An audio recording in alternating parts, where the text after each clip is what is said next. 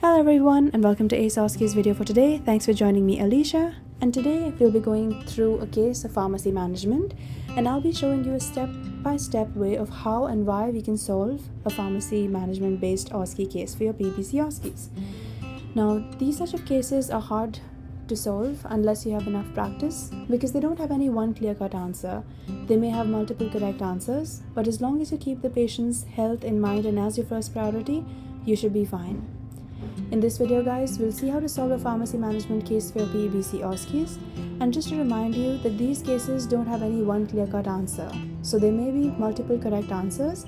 As long as you keep the patient's health as your first priority, and you try to tell the assessor and you try to assess the patient in a way where you can clearly communicate your thoughts to the patient and make them understand why you're taking a certain step and not the other, you should be fine. So let's get started with the case. Today's do note states that the patient is coming to you with a concern. Do as you would in your regular practice. As always, in my previous videos as well, I mentioned, whenever you see a patient coming in, keep your empathy and sympathy skills out. Try to make sure that you use easy medical language so that you can communicate effectively and easily with the patient. Try to make sure that you keep their well-being in your mind as your first priority. As long as you do that, you will be fine with the case. Once you go inside the room, you will see a patient's profile and a few references. These will be on your OSCE station table. Make sure that you have a quick look through them, because these are the clues to your case, which will let you know how to proceed with the case further. Once you've quickly looked through one or multiple references that have been given to you, introduce yourself to the patient once they come in. Hello, my name is Maria. This is the private counseling area. I'm the pharmacist on duty. How could I help you today? I have a concern from you. I was wondering if you could help me out. Yes, for sure. Please have a seat in our private counseling area. How could I address you today? My name is Tina. Hi, Tina. I see that you're a little scared. I see that you're a little concerned. How could I help you out? What happened? So, I've been coming to your pharmacy for a few months now, and I recently started a new medication. I remember the pharmacist telling me that I should not be stopping it abruptly. However, I found myself using my last pill today, and I'm all out. My doctor is not in his office, and I'm not able to contact them either. I was wondering if you could help me out. Yes, for sure, Tina. I'm really happy and I appreciate that you came in to get my advice. It'll be best if we go through your profile together so I can help you better. Is that okay? Yes. So Tina, as for your profile, I see your full name is Tina Smith. You're 40 years of age. You have no known allergies. Is that correct? Yes, that's right. Okay. Your current conditions include depression and hypothyroidism, and you're currently taking 2 medications. One is the venlafaxine in the strength of 75 milligrams.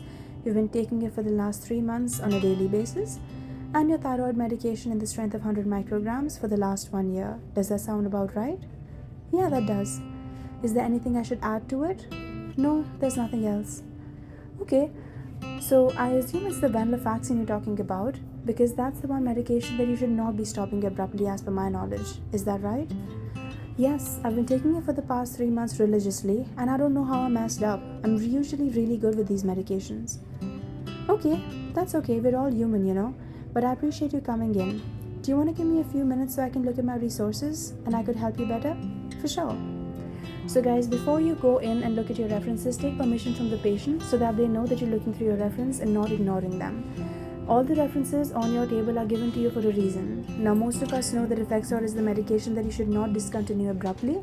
However, you have been given its monograph so you can more effectively read it, and for people who are not aware of this, they can get aware of this by looking through the dosage and administration section of the CPS or the monograph that has been given to us as our reference. Once we see that and we understand the patient's concern that she's out of her medication, she's not able to reach her doctor, how we can help her better is our main concern. Let's look through the next reference that we've been given. Our first reference telling us that we should not stop it abruptly. There is another reference that has been given to us, and it says how you can renew your prescription, and it states that a pharmacist may be able to renew your prescription if you're stable, need to continue on your medication, and have been on the same medication for the same dose for at least 6 months or longer with no concerns. Now, in this case, I understand that the patient's been on it for 3 months. However, this is one sort of medication that she needs to continue, and she seems to be stable on it. In order to make sure of this, we can double check with her and ask her a few more questions to make sure.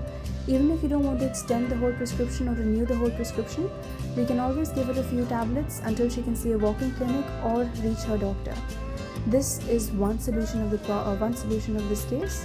The other solution could possibly be that we ask her to go and see a walk-in clinic right away, because we as pharmacists are not comfortable extending the prescription or assessing her because she hasn't been on the medication for 6 months.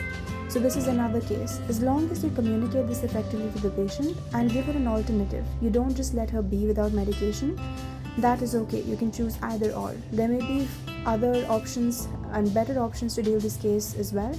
If you have any, let me know in the comment section below, and I can review if there's one of the cases which we can give the patient.